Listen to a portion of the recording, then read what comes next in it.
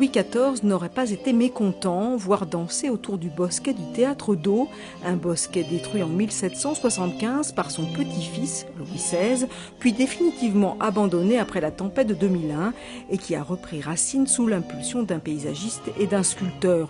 Une œuvre contemporaine qui de plus est pérenne au milieu d'un lieu chargé d'histoire. Je pense que ce qui a séduit les membres du jury et ce qui, moi, m'a particulièrement enthousiasmé, c'est justement la justesse du propos des deux artistes. Ils se sont inscrits dans l'histoire. Le passé, ici, nourrit le présent. Depuis le 19e siècle, on n'avait pas fait une création de cette ampleur dans les jardins de Versailles.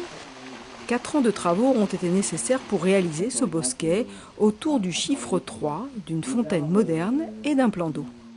J'ai eu cette envie de me poser sur l'eau, sur ces grands miroirs, et j'ai commencé à réfléchir quels étaient les liens entre le roi et la danse et le jardin. Et là, j'ai trouvé des pas de danse qui étaient chorégraphiés par Feuillet, et j'ai redessiné donc ces sculptures de façon à faire danser le roi sur l'eau aujourd'hui.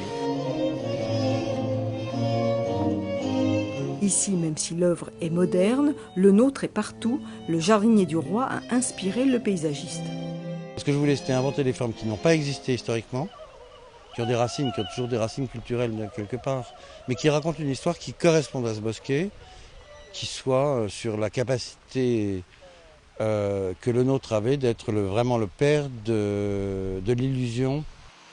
Le bosquet du Théâtre d'Eau a repris ses lettres de noblesse depuis ce mardi. Il sera dorénavant l'œuvre la plus avant-gardiste du château, une belle revanche après avoir été si longtemps oubliée.